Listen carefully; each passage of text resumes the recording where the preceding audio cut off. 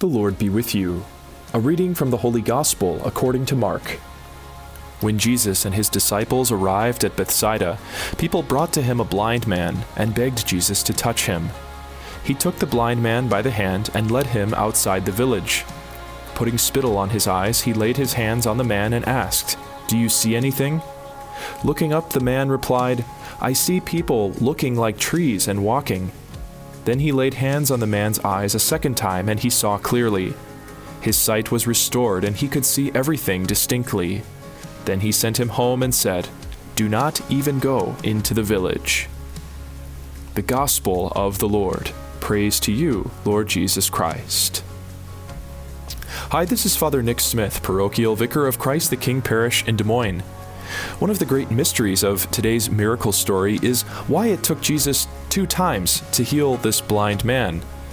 Did Jesus mess up? Did he forget how to heal?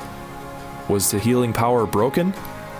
Clearly not. We know the Lord is fully divine. He knows everything. He is able to do everything he wills to do. And so everything that the Lord does, we know is not necessarily for his benefit, but for ours. He leads the man outside the village and heals him in stages, showing us, in a way, a symbol of the process of conversion. The process of conversion often begins with a great moment of understanding, a change. For this man, his sight begins to improve immediately upon the first laying on of hands and spittle.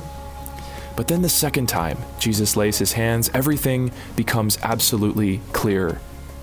It requires us to cooperate with the Lord's work, to stay in the game, as it were, to stay with him, not to give up, to persevere. The struggle of the Christian life is real, and it's a lifelong project. But we know that if we persevere, and if we persevere in faith and relationship with Christ, everything does become clear, because we will see things not just from a human perspective, but from God's perspective. This is what we ultimately desire. May God bless you, and let us continue praying for each other.